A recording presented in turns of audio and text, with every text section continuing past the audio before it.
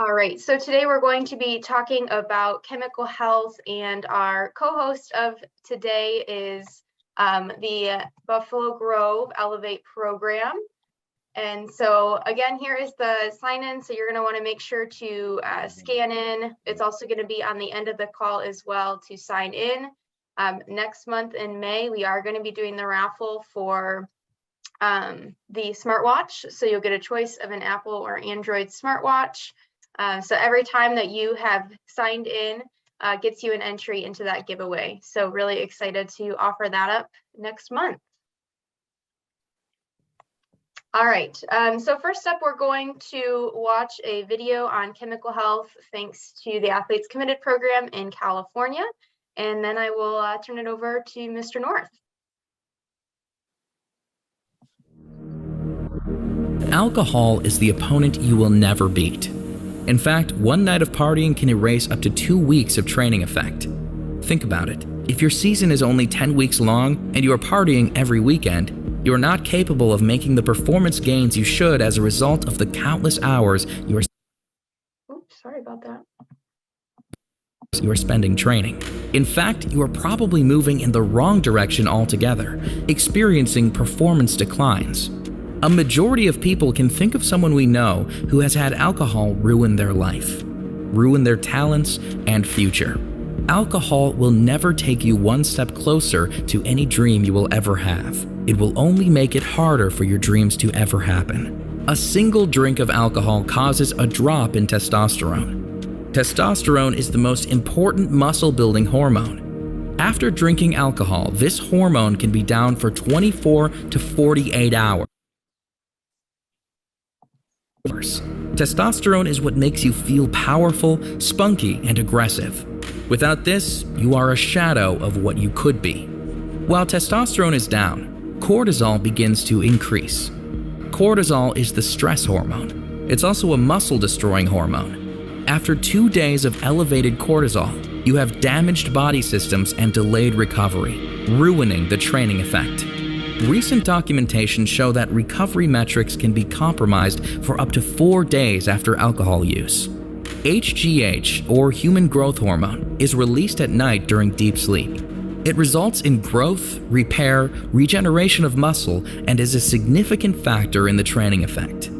Alcohol can decrease HGH by as much as 70%. With decreased HGH, new muscle mass formation is reduced, and you don't make your gain, repair muscle damage, and your body systems do not grow optimally. You will experience a decrease in strength and power, a decrease in explosive power, and a decrease in power endurance. A study of injuries in NCAA athletes showed nearly twice the injury rate for regular users of alcohol compared to those who do not drink. Any consumption of alcohol reduces the ability to burn fat as a fuel. It is hard to stay lean and keep fat from depositing around your midsection. Increased fat decreases both recovery and efficiency. It is becoming more and more common for athletes to choose marijuana over alcohol. Both drugs are depressant substances that impact recovery and performance. Legal for adults over 21 or for those with medical dispensation, medical marijuana use has led many to believe that it must not be harmful. However, for your body to perform at optimal levels, marijuana is not the answer. It is illegal for anyone under the age of 21, and even though you might think everyone is doing it, most youth have never even tried it. It is 10 times stronger than it was in the 80s. 1 in 6 youth who try it become addicted. It doubles the risk of depression, and it permanently reduces IQ. Marijuana should have no part of any champion's life. THC is the active substance in marijuana that builds up in different body sites. The buildup in these sites is cumulative, meaning the more you smoke, the more it accumulates. The green in this photo is THC in brain tissue of a daily user. As it accumulates, it begins to alter body functions. Studies have shown the more you use marijuana, the slower your reaction times. The once-a-week marijuana user has an average of a 0.300 millisecond reaction time, while the daily marijuana user drops down to 0.450 milliseconds. Don't slow down your game. Marijuana not only slows you down, it impacts your mood negatively. It causes lack of motivation and negative outlook and doubt. This may be the single largest factor in decreased mood range often seen in marijuana users. THC slows brainwaves during sleep, so they are no longer REM level. Sub-REM brainwaves alter the restorative functions of repair, restoration, and regeneration that need to take place during sleep. As confirmed in animal studies, THC increases the release of somatostatin, which suppresses human growth hormone HGH. This leaves you in a state of inflammation and deters muscle growth and new mass from forming. Think about your upcoming season. What are you willing to give? What are you willing to give up? With Athlete Committed, there is only one level of commitment: total commitment. You signed up for this. You are here. You owe it to yourself, your teammates, your school, your community, and your family to be at your best. Live like a champion. Choose awesome.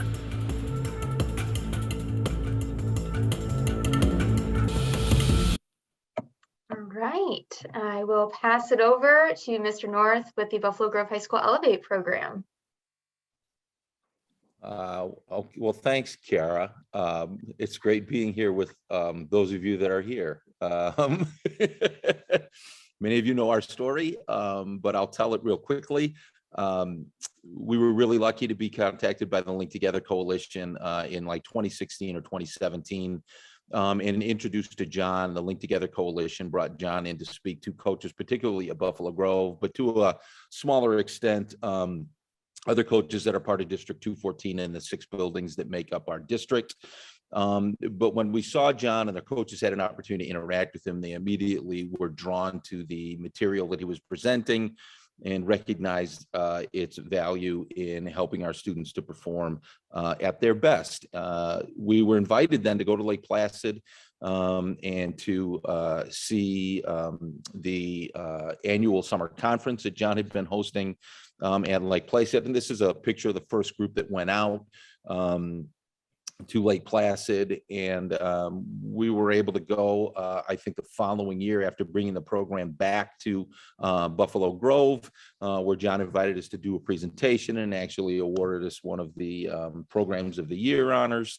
We've been able to sustain the program.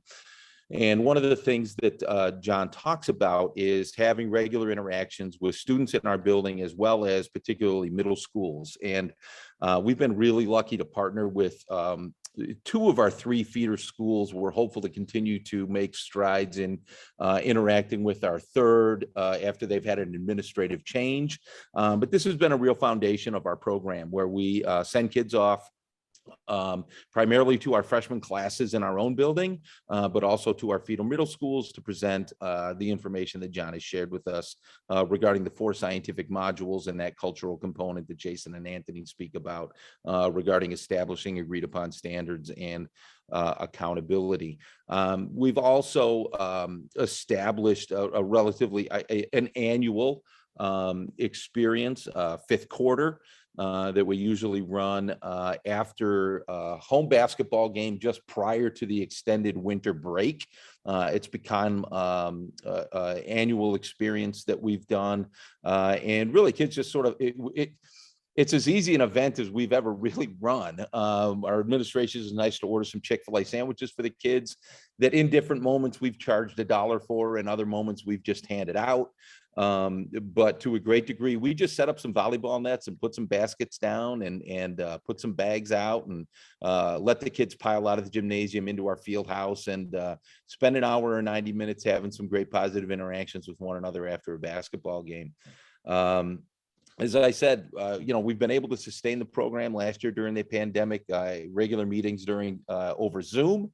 And we've been able to sort of keep this thing floating this year with efforts of a strong group of senior leadership and a group of sophomores that have been really influential in our program this year as well. So we're looking forward to kind of a full and total reset next August after an awesome summer session in June with the ILHPP program. I've said this, and I will encourage, I don't know anybody who's on here that isn't particularly aware of what John's done, but I've told John this, and I've expressed this in other experiences like this. having the opportunity to have this relationship with John has been the greatest professional experience that I've had. And if you are not following Life of an Athlete on Facebook, if you happen to have a Facebook page, I would encourage you to do that, because John continues to put out daily content that is particularly impactful. And it's a great resource to stay connected to John and stay connected to the material every day. So we're glad to be here. We're glad to host, and we're looking forward to another great session. Thanks so much, Kip. All right, John, I will pass it over to you to go through all things chemical health. Thank you. And Kip, thanks for the comments. We've got allies all over the country that help us disseminate the information to parents and coaches and kids, and it does make a difference. I don't know how people figure out how to live their lifestyle just based on living their life. It's our job, if we sign up to be with kids, to help them have the best information to make the best choices. So anyway, this is the 6th podcast. The other 5 I did in Russia. I'm back in the States now. Anyway, here we go. And some of this will be slides that also were in that video, but I'll just use those initial sound bites from the video to just give you some more information about it. But when we're talking about chemical health, it's way bigger than pot and alcohol. I mean, it's caffeine, nicotine, minerals, vitamins, supplements, all these supplements that you kids think are magic pills for being getting some boost in performance. And it's energy drinks. It's all these different things that we can, some are good for us, and some of them we need for the chemistry of our bodies. Others, believe me, you don't need. And we sometimes get caught up just talking about pot and alcohol, but certainly that needs to be talked about when you look at the prevalence of use in teen populations today. And a lot of it's stress driven. We all know this, and with the pandemic and the way the world is right now, it certainly has driven more stress into our into these channels that we're all associated with. And kids pick up on stress. We also know that it's a turbulent time for a lot of kids with their development. As they're growing up, the teen years are not always just a cakewalk. A lot of it's stressful. So anyway, depressants, which alcohol and marijuana are both depressants. When you have depressants, it actually depresses the chemical activities in your body. And both pot and alcohol do that to a great extent, which you heard in the video. Some initial basic research takes alcohol about 6 minutes to get to your brain. Certainly, you ingest it, it goes to your stomach, and it goes in your bloodstream, and it's in your brain in 6 minutes. That was from a study in Germany. So it happens fast, and it begins to accumulate. And the more you drink, the more it suppresses brain activity, but at the same time, hormone activity and body activity. If you go to my next slide, marijuana at the same time, it's almost instantaneous that it's into your bloodstream and directly to the brain. What's the effect long term if we're talking about athletics and sports and physical performance? It's a dead end. I did a case study in 2005 on an athlete who had a serious drinking problem, and I said, look, let me just prove it to you. And I looked at his values in maximal testing in a laboratory, and it was the first time anyone had ever, actually documented how bad it is. And it ended up looking to me, and I drew these extrapolations that it looked like about a 14-day loss of training effect. And back then, we really didn't have much more than, the laboratory to do a study like that with measuring their actual capacities. Since we've measured it again with lots of different technology that's been developed in the 20 plus years I've been doing this. So think of working hard for 2 weeks and you're making some progress and you're getting better, running faster, swimming faster, whatever, and all of a sudden it's gone. And that's not a stretch. If you go to my next slide. Excuse me. 1915, they had already documented that alcohol has a horrible negative impact on muscle and the connection between your brain and human muscle.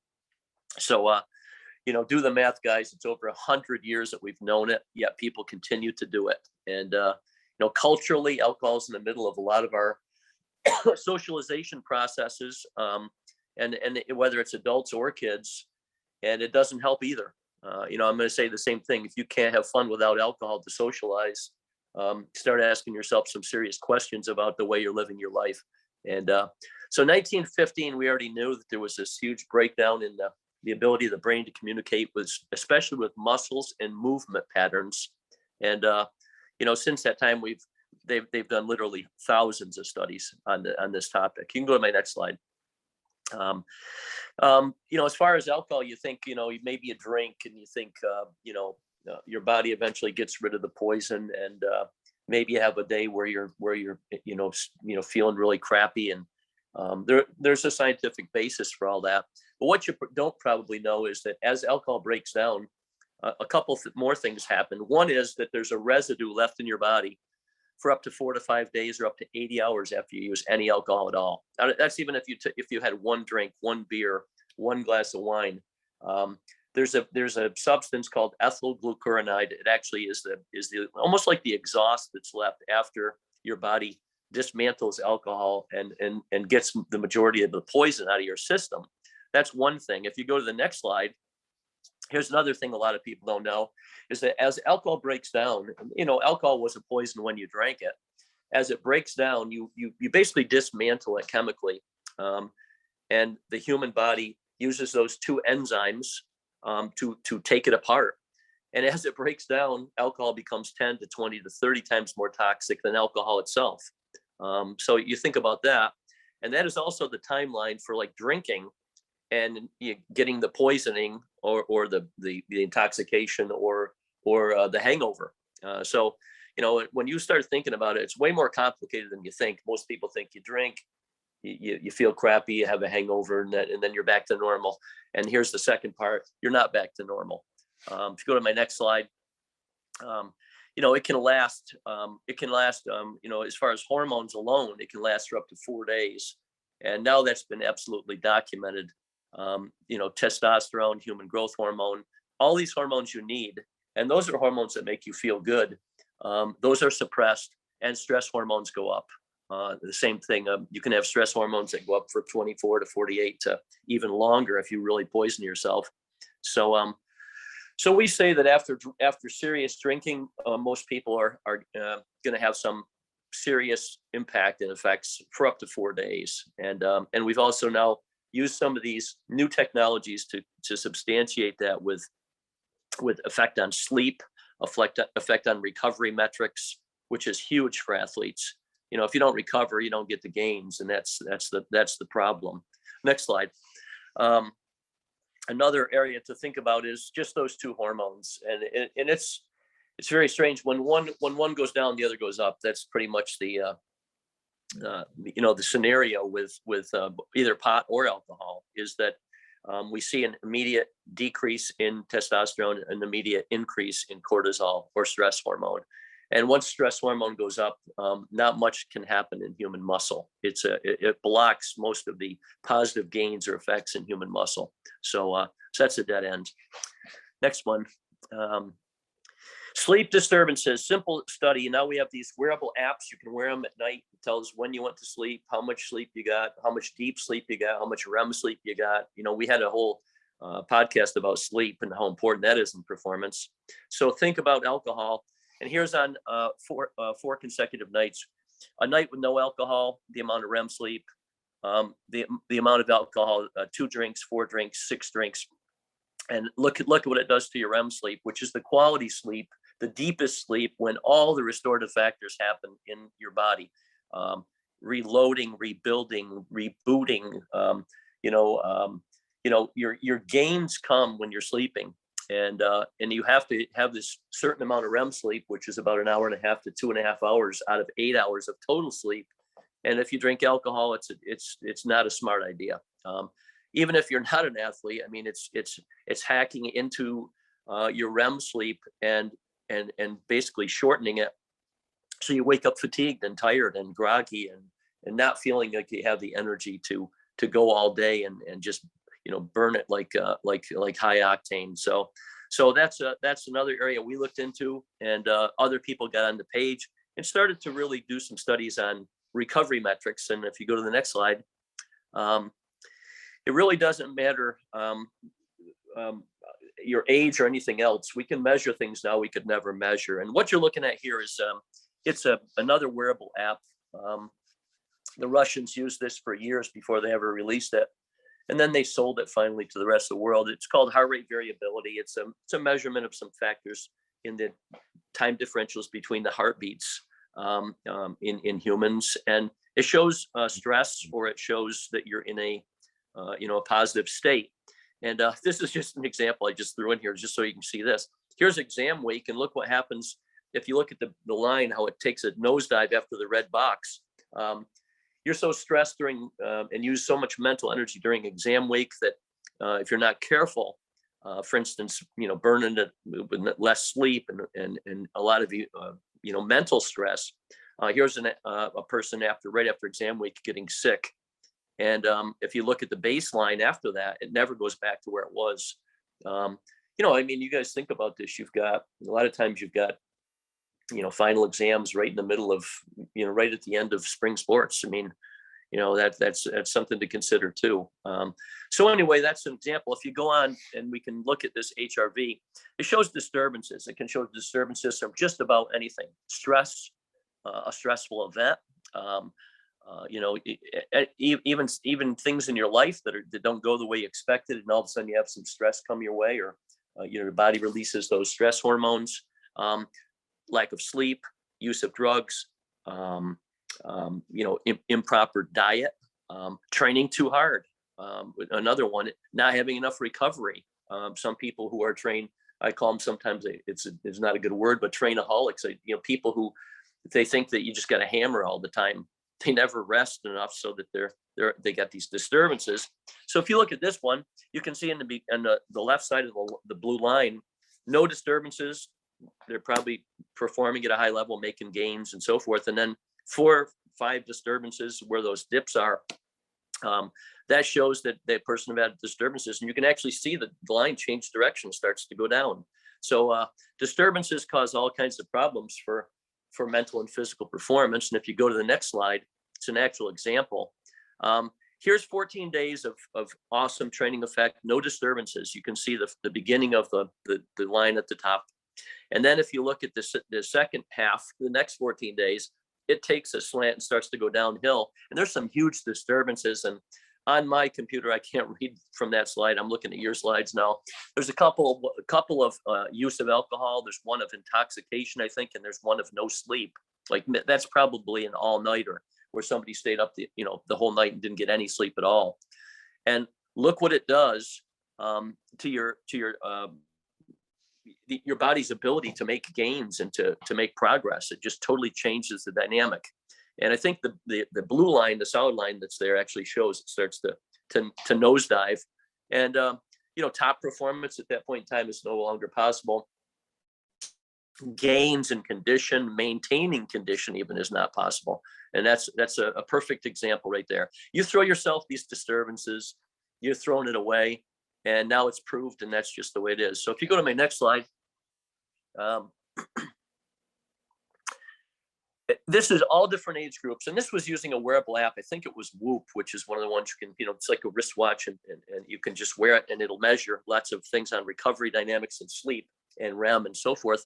And if you look at this is all age groups. So if you look over between our logo and the beer bottle there, you've got all different age groups, from teens to, I don't think 40s or 50s, I think it was. And if you look at this is 1 drink, 2 drinks, 3 drinks, 4 drinks, 5 drinks, up to 8 drinks. And what you have is, the more you drink, the bigger the hit to your recovery metrics and your recovery dynamics. So I mean, and this isn't a slide to say that, okay, just have a couple drinks. Even 1 drink starts the decline in your body's ability to recover. And if your body doesn't recover, you don't get the gains.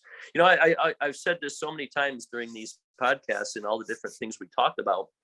Stress or training, and you push yourself, and then your body has to recover from it. And then after you recover from it, you get the adaptation, meaning you're stronger, you're faster, you can do a skill better, whatever.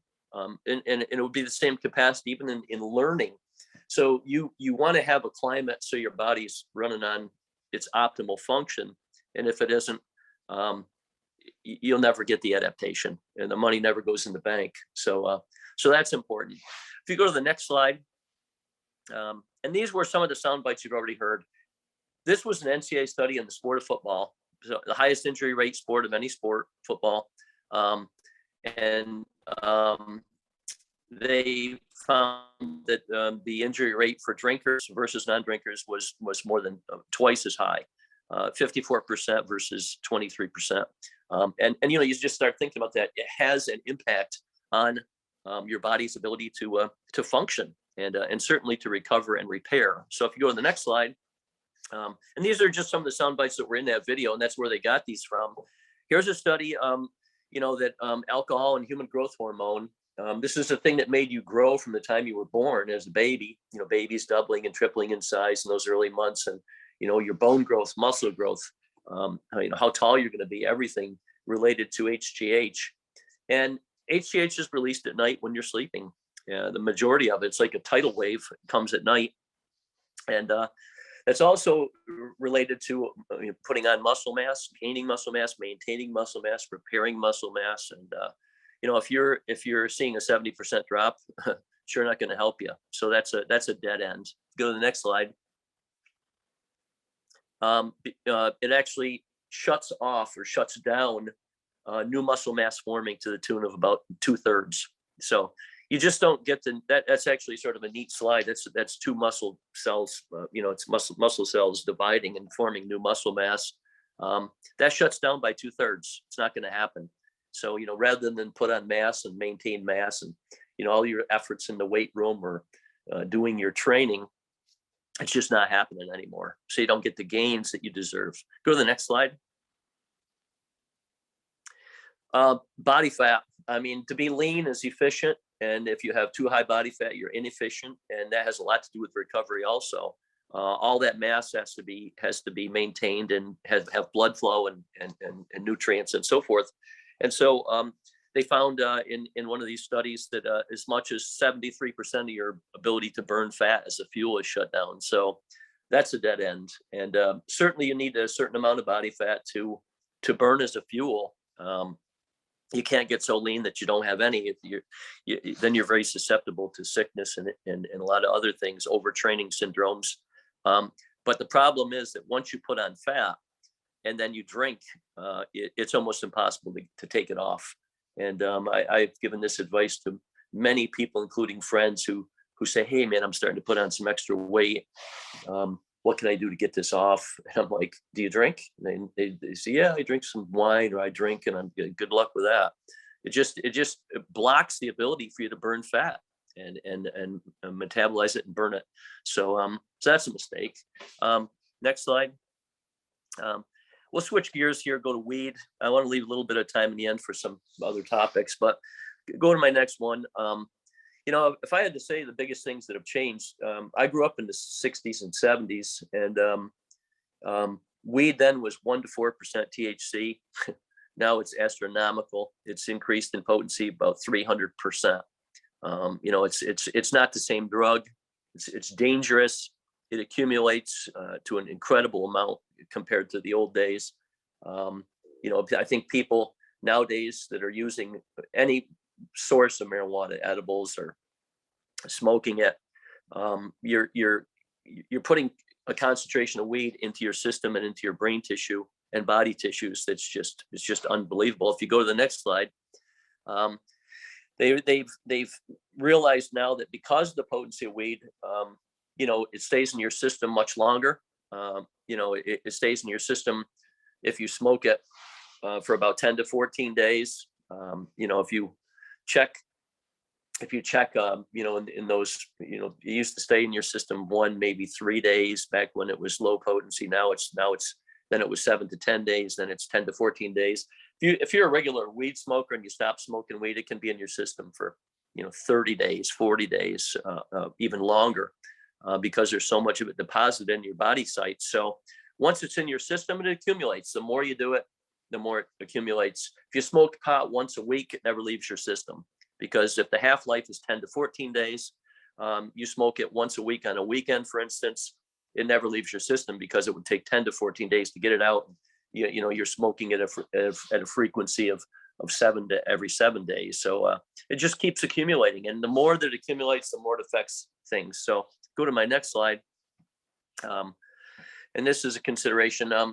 Original NIDA studies on where pot, where THC deposits in brain tissue. There's 4 geographic locations. If you look at that brain there, up in the thinking part of the brain and movement part of the brain up in the top there. And then in the middle of the brain, that's actually, again, a pathway for a lot of the neurons from motor control and movement. And in the back of the brain, the cerebellum. If you look at that part in the back, it's pretty concentrated there too. So you got 4 different areas where these deposits are. You see other areas in that picture where there's no purple dots where the THC. And if you look at the real actual photo there, that's fluoresced THC in brain tissue. All the green specks in that little square on the bottom there, and that's a daily pot smoker's brain. The more you smoke it, the more it deposits. There'd be more and more of those little green specks, and they're in those geographic areas, like in the picture of the brain. You go to the next slide. It also, from a whole body scan, they looked in, this was a study in England, where they found that it doesn't just deposit in the brain. A lot of it deposits in your liver, and also in your kidneys and your bladder. And, when we test for marijuana, it's a urine test, and most of it leaches out of your system and ends up in your urine. And that's where it's detectable. Also detectable in other places, your hair and so forth. But these are other chemical dump sites for where THC deposits. And if here's this guy, I'm sure is a daily smoker, because it's hugely concentrated everywhere. And that stuff sits there and causes problems and anomalies and functional issues. Certainly your liver wouldn't be a good place to have alcohol or weed, because that's where all your refueling processes happen. If you go to the next slide, here's these are I call these the 7 things that that are givens. And if you want to know what the givens are, it activates reward pathways. THC, smoking marijuana, does these 7 things. These are not even debatable or negotiable. This is just reality. So you get that feeling. A lot of people call it the feel-good feeling. It activates reward pathways in the brain. There's no doubt about it. And a lot of that is neurotransmitter related. It slows the ability to react. The breakdown and the communication between the movement part of the brain up at the top there and down to the cerebellum in the back of the brain is pathways that are blocked, and it prevents you from being able to react quickly. There's no doubt about that. It impairs short-term memory. And it actually impairs the ability for information to get into the brain. So like when you're taking in information, it blocks the ability for that information to actually get into the brain. It decreases your neurotransmitter levels. We know that. That's not even something that you can argue. It lowers testosterone. That's non-negotiable. That's just reality. And it lowers human growth hormone, blocks it. And I'll tell you about that in a minute. And it increases cortisol. So both alcohol and marijuana increase the stress hormone that negates the majority of everything good that can happen in human muscle. So it's not a good drug for athletes. It doesn't matter what level we're talking. And I've had this talk with the entire NBA and the NFL and the NHL and Olympic athletes and all those highest levels of sport. So if you go to the next slide, the reason that it blocks human growth hormone is that it makes you release a hormone that's actually called somatostatin. And it's also referred to as growth hormone inhibiting hormone. So, just think about it, growth hormone inhibiting hormone. It blocks or turns off the ability for you to release HGH. And that's the connection that people never really knew. And there's been some amazing studies, one in particular that was done, foreign study, where they looked at kids that were daily pot smokers and non-pot smokers, the same age, the same place, the same diet, the same culture, the same everything. And they found that there were huge by the time they followed the kids till they were 21 and found that the one group was like inches shorter average and was I think it was almost 10 pounds lighter average than the other people because they didn't grow. So it is a stunter of bone growth, muscle growth, putting on mass and so forth. So go to the next slide. You heard that they said brain waves, these things help eventually affect brain waves. Lady from Romania, and we did some work in Romania. We got to go over and talk to all their Olympic sports and coaches and scientists, and it was a fantastic trip to go there. A lady actually tested under real conditions brain waves of a person. If you go to the next slide, before smoking marijuana, their brain waves, and right after they smoke marijuana. And I mean, so you have all those electrodes on your head, all these different areas of the brain with different brain waves. And look at the scramble job on your normal brain waves, and think in your wildest dream that somehow that's going to help you perform, or it's going to allow you to perform, in an optimal manner. And when I show this slide, I mean, I've actually had a lot of people, and especially, and I know this because I do this for a living. I've had people just start laughing. And they're not laughing, I think, because it's so funny. I think they're laughing because they're like sort of shocked at the magnitude of what this does to your brain, electrical system, and that it's so quick and it affects you for a certain amount of time, and then those brain waves eventually, if you get this THC out of your system, they go back to some level of normalcy. So think about that. Next slide. The relaying of signals in the brain is the most, the biggest problem. We know that there's huge incidents now with driving in all these states that have legalized weed for recreational purposes, which wouldn't apply to any of you kids because you're not 21, but nonetheless, so many people are smoking it now, legally or illegally. You put that stuff in your brain, the more it deposits, the more it affects reaction times. And you heard about that study about, people with reaction time declines. And here's where it came from. This is on the next slide. This is the wiring of your brain. This is from the Human Connectome Project.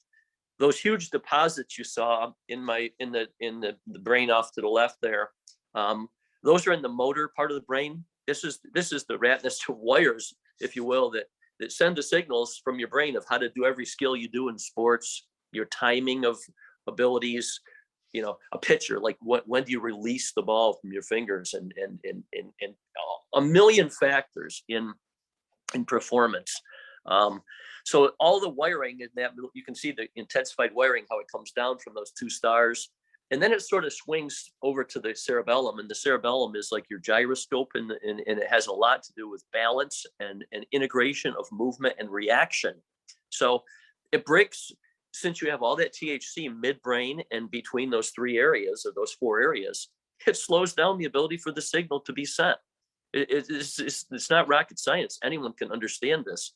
So you're slower. That's it. And if you go to the next slide, also in marijuana users, we see an enlargement of the cerebellum. So there's the cerebellum in the circles on the bottom there. A normal non-smoker on the left, that's the size of their cerebellum. And if you look at the right-hand side, you can see that the cerebellum is enlarged. And a larger cerebellum doesn't, unfortunately, help you. It actually impairs your ability of your cerebellum to do all those muscle functions and balance functions and so forth. I'll also mention this. If you looked at old people's cerebellum, which is in the back of your brain, right in the back of your head, where your head joins your neck, old people get cerebellar atrophy, meaning their cerebellum shrinks and shrinks and shrinks. And that's why old people lose their balance. That's why old people, when they tip their head back, they get vertigo and they tip over backwards. It's a big problem for old people. That's why they fall a lot, because they have cerebellum problems.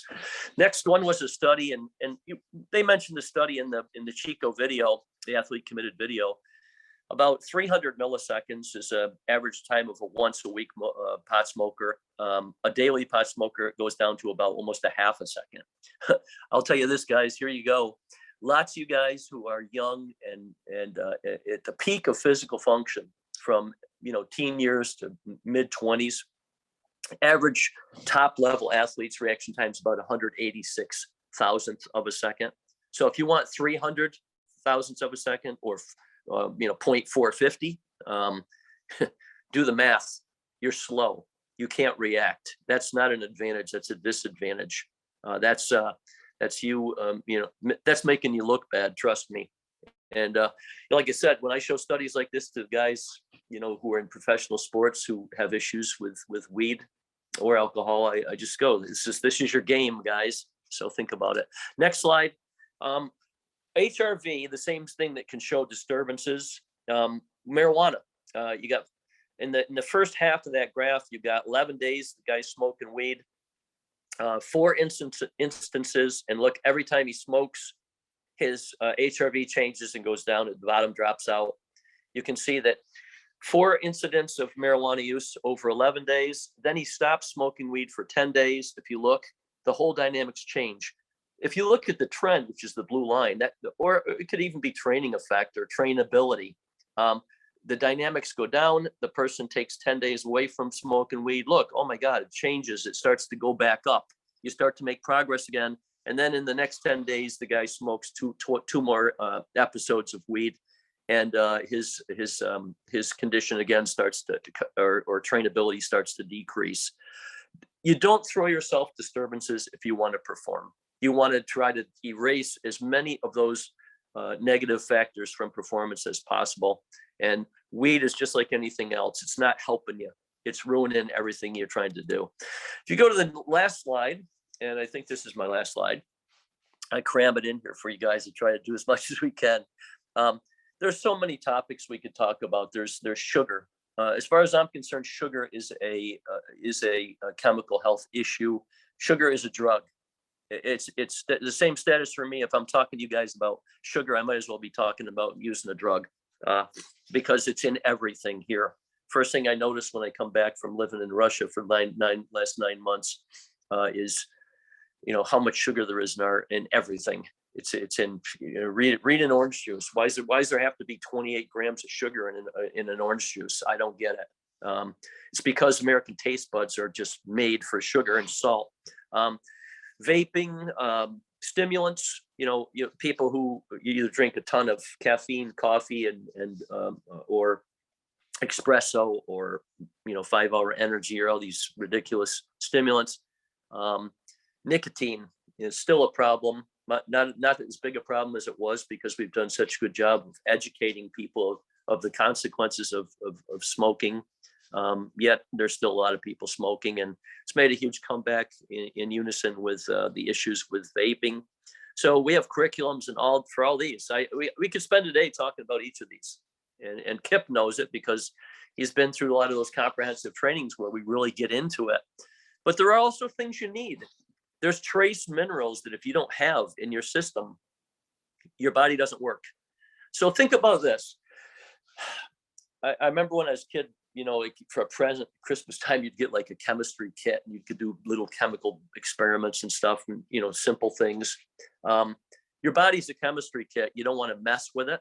You want to give it what it needs, and you want to, as much as you can, keep the toxins and poisons and negative chemicals out of your system, so your body and your brain can do what they can do. And I look now and I say to myself, most people's body chemistry and brain chemistry is just all messed up. It's very hard to overcome the problems that we create for ourselves in body and brain chemistry as a result of what we eat, what we take in, and to some extent even what we do socially and recreationally. So think about that. Take care of yourself, and you can do amazing things. And it's up to you. It's not up to anybody else. So I guess we're going to Q&A it now, if anybody has any. Does anyone have any questions for John?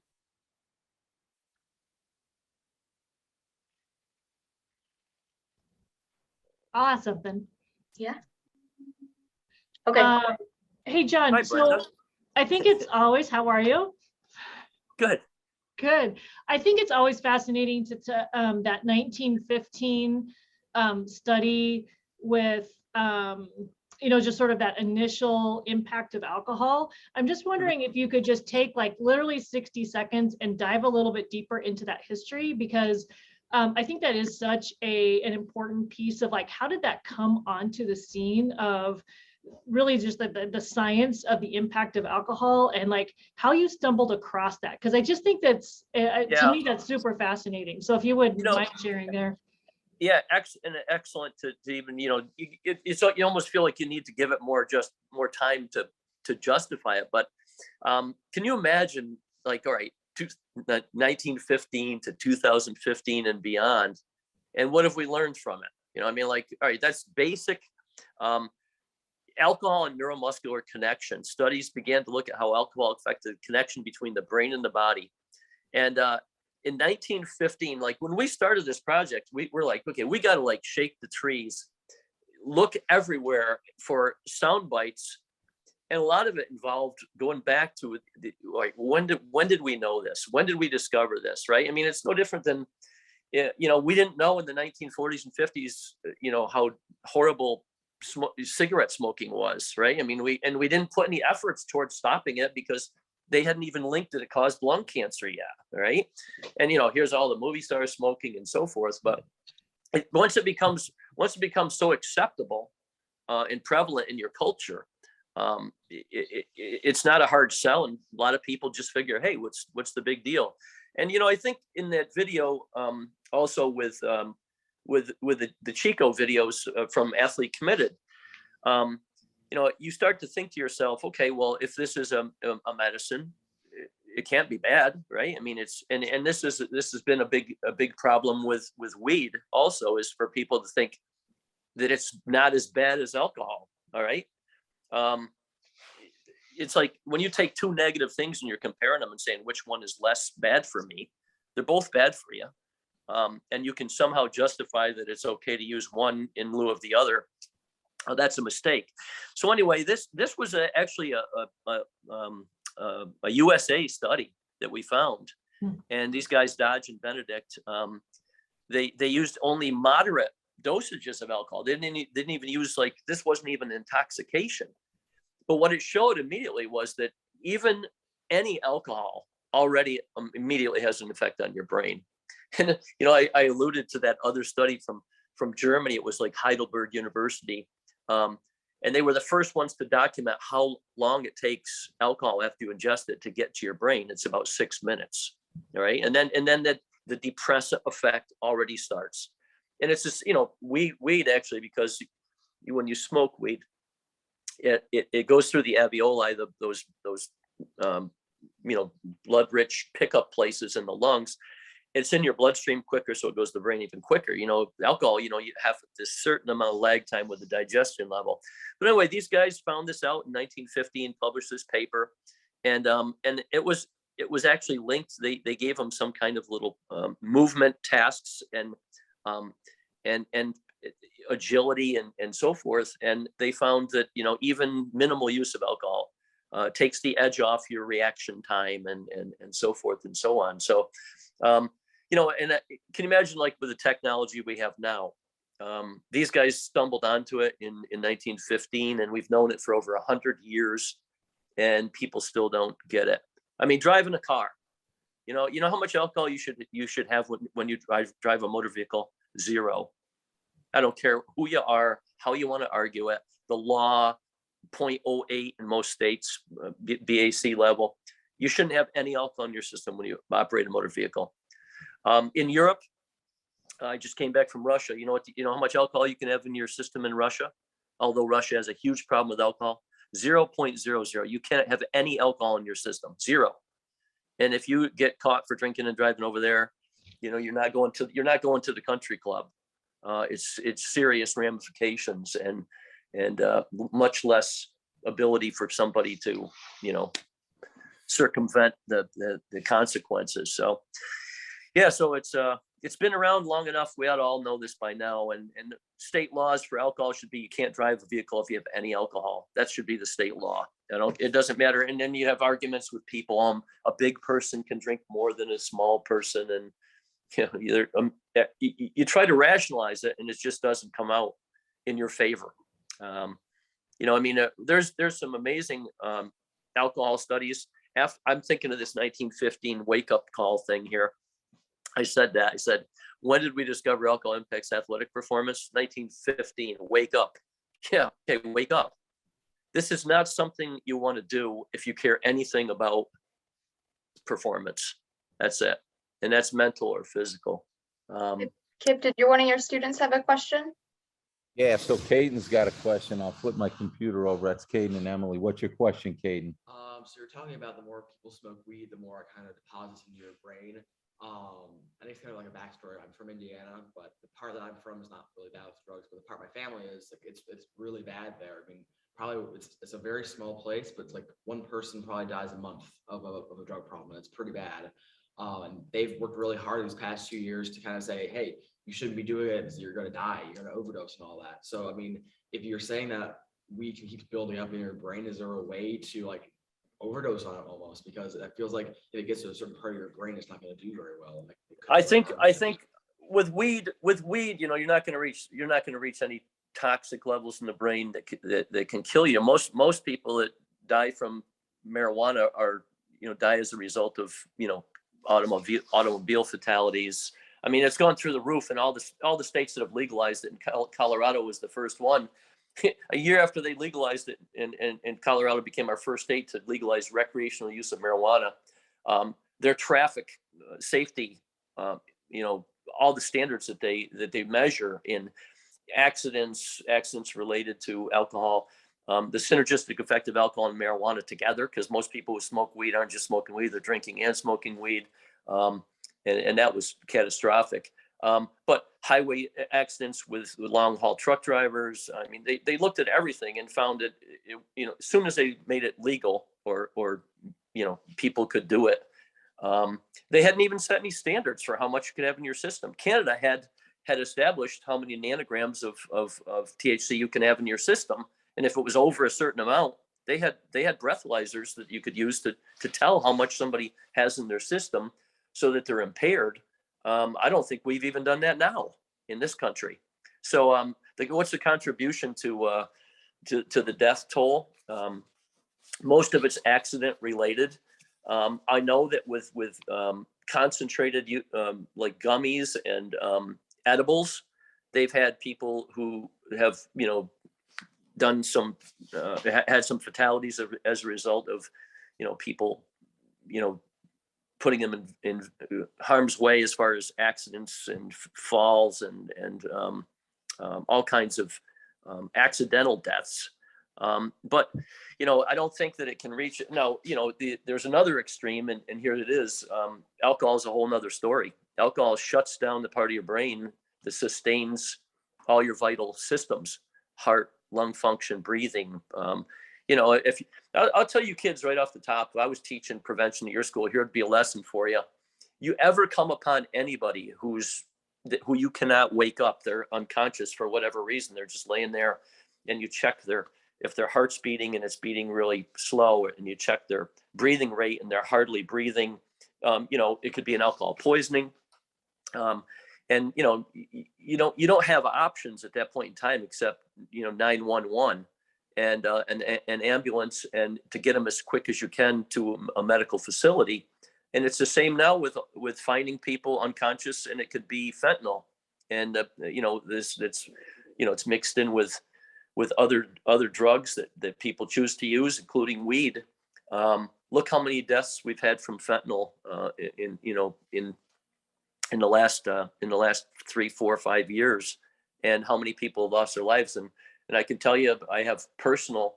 I had a kid I used to babysit in Lake Placid when I coached in Lake Placid, and it hurts me to even say this, but a beautiful girl and boy, and the daughter ended up an OD in a hotel room. She was married and had 3 kids, and it breaks my heart to say it. And she died from an overdose, and her brother couldn't handle what happened to his sister, and he ended up killing himself. And I just think that I see their faces, and I think of the story, and I just think